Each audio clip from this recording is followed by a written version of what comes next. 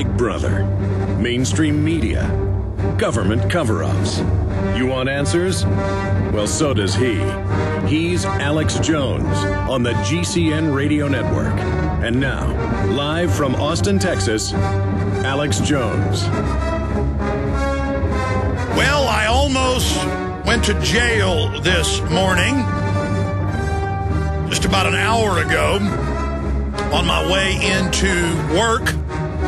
I'll be telling you that story coming up in the next segment. We are live. It is Thursday, the 23rd day of September 2010. I am your host, Alex Jones. We have a very well-respected historian that the AP, Reuters, London Independent, The Guardian, and others are reporting on from the Chinese government's own annals.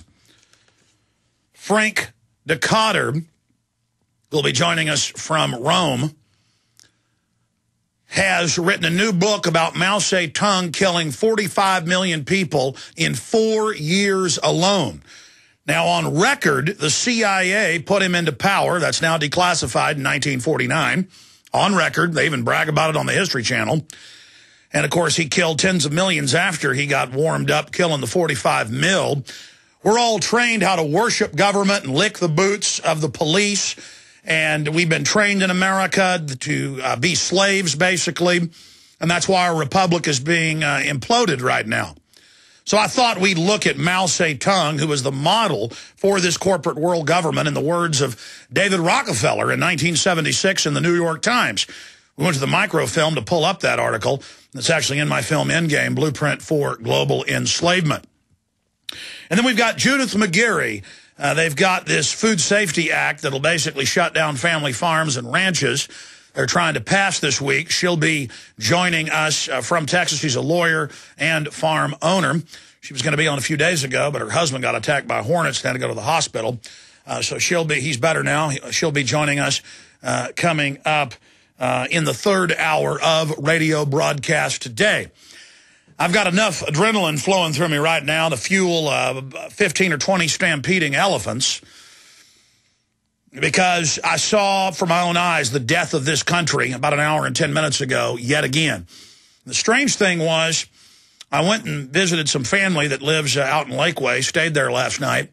I went for a jog this morning and said bye to my wife and children. And I was just thinking about talking about the police state today and the culture of living in a tyranny, and how the system is passing laws to make common people criminals so they can basically incarcerate us all or get fake convictions against us to put us into the system. But then the big criminals, the central banks, the Ken Lay types, most of the time get away with the real crimes that are going on. And I thought about how anywhere I am in the United States now, police come over and shake my hand. They're waking up.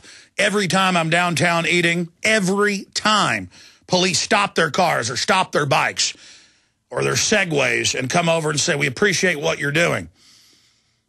But then we see all these videos of police out of control around the country, and we wonder, what's the separation there? Why are we seeing these two different polar opposites? And I know why. They are training and encouraging thuggism and thuggish behavior and intimidating the people. And they are promoting thugs. I've seen this over and over again. I know one of my friends who is paralyzed from the chest down. The cops pulled him over. They said, what are these hand controls? He said, I'm paralyzed. They said, no, you're not. Get out of the car. He said, well, my wife's got to get the wheelchair out of the back. I can't walk. And the cop pulled him out, beat him up. And then that cop got promoted to being a commander. And it was basically the same thing this morning. When I saw the checkpoint, or whatever it was, I was trying to find out, in a neighborhood, I pulled over into a side street. I got out politely, put on my most charming demeanor, and I'm going to go through it word for word for you. I've written notes here of exactly what happened, blow by blow. And this state police officer walked up to me with total hate, because to him, I'm a blood bag. To him, I'm a T-bone steak. I am here to provide his paycheck and to provide his ego a power trip and nothing more. And I had a lot of trouble controlling myself. We'll be right back. Stay with us. You may be arrested and or subject to other police action. tyranny is here. The grim future foretold in 1984 has become reality. It really says that the state is God. The United States is now recognized globally as one of the most oppressive police states on earth. This film conclusively proves the existence of a secret network of FEMA camps, now being expanded nationwide. This documentary exposes how the continuity of government program has established an all-powerful shadow state. Police State 4 chronicles the sickening depths to which our republic has fallen. Prepare to enter the secretive world of emergency dictatorship. Body scanners, sound cannons, citizen spies, stage terror, and cameras on every street corner. It's only the beginning of the New World Order's hellish plan. The police state isn't coming. It's here. Secure your copy today at Infowars.com or see it online in the highest quality at PrisonPlanet.tv. Hi folks, this is Alex Jones asking you for a minute of your time to tell you about soap. Not detergents, but good old-fashioned pure soap made by the Cal Ben Soap Company, a family-owned and operated American company. My family, staff, friends, and radio listeners are constantly telling me how much they love these products for bath, hair, laundry, and dishes. There is nothing like these factory-direct, big money-saving, triple-concentrated soaps anywhere. Get a free detailed catalog by calling 800-340-7091 or see them online at 5starsoap.com or Infowars.com. Let's talk to the owner of 5 Star Soap, Marty Schachter, and see what he has to say. As founder and owner for over 63 years, people keep asking me, how's business? I'm happy to say our business is going down the drain. Call us at 1-800-340-7091 or visit our website, 5starsoap.com, for buying our 1 to 2 month soap sampler. Thank you. You've heard Alex explain how the Silver Lungs generator infuses the respiratory system with your self-produced colloidal silver solutions, yet many are unaware of the entire function of the Silver Lungs system and how it has been designed to deliver your silver solutions anywhere in or on the body. My name is Mario Cifaldi, and I'm the developer of the Silver Lungs generator. Not only does the Silver Lungs system produce endless colloidal and ionic silver solutions, it also comes equipped with the proper applicators and devices needed to deliver your silver solutions directly to key target areas. This includes the eyes, ears, nose, lungs, topically to the skin, and orally for the digestive system. Be sure to watch our new 7-minute video tour of the Silver Lungs system at www.silverlungs.com to learn more about how the Silver Lungs system works. As well, we are always ready to answer any questions you may have.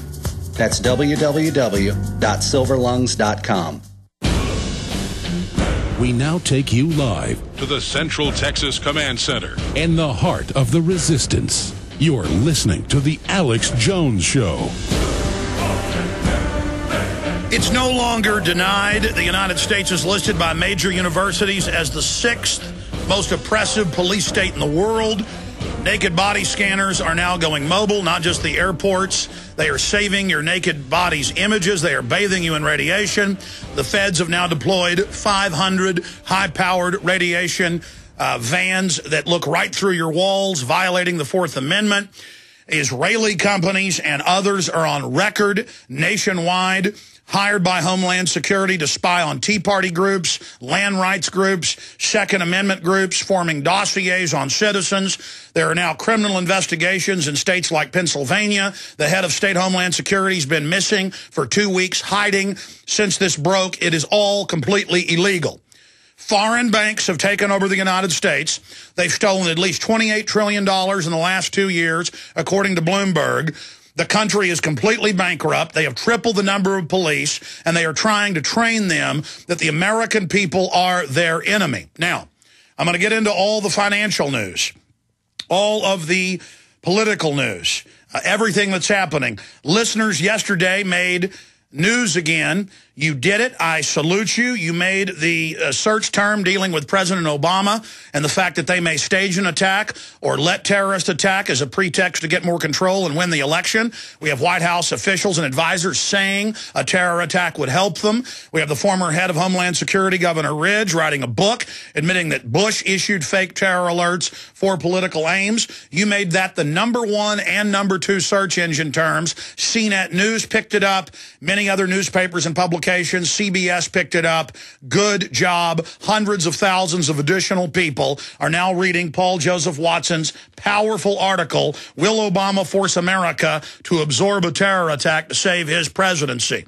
So great job to the listeners.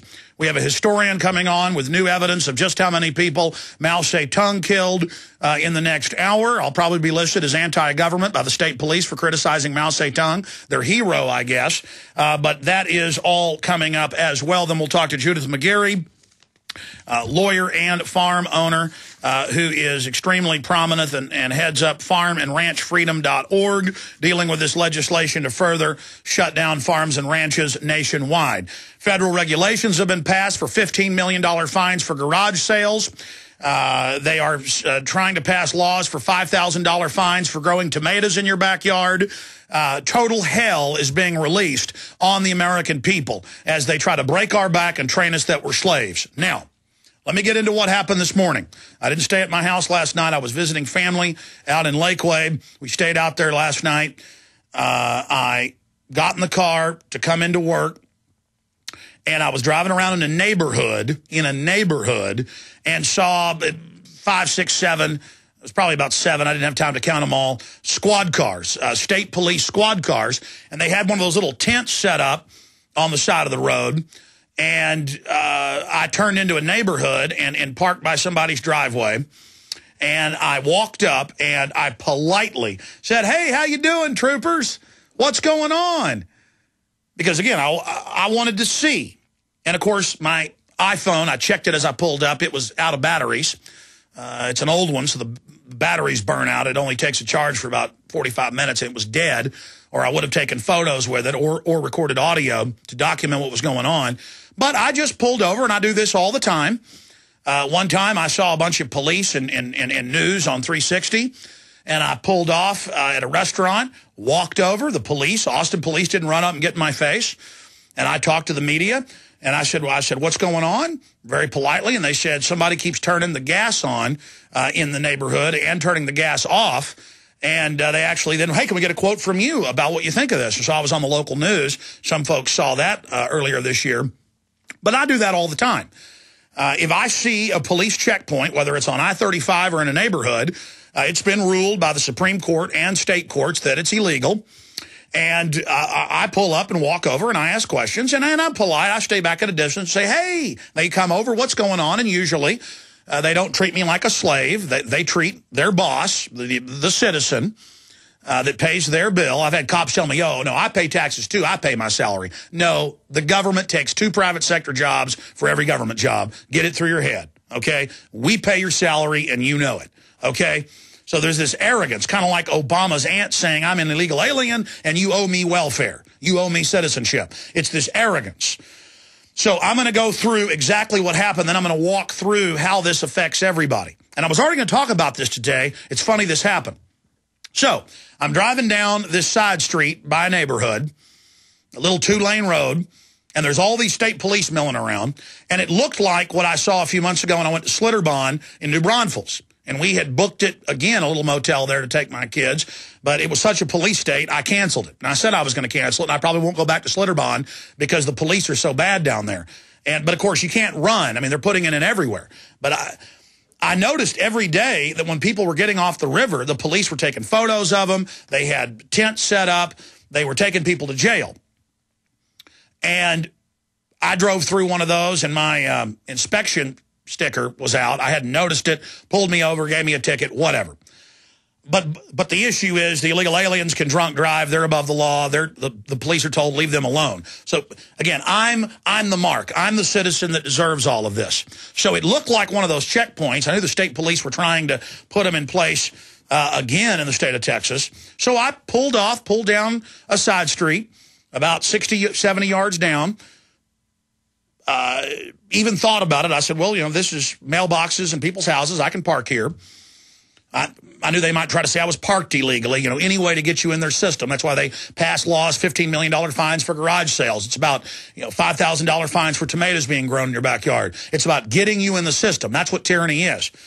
And I walk up, and there's all these state police officers standing around, probably 6, 7, 8, 9, maybe more.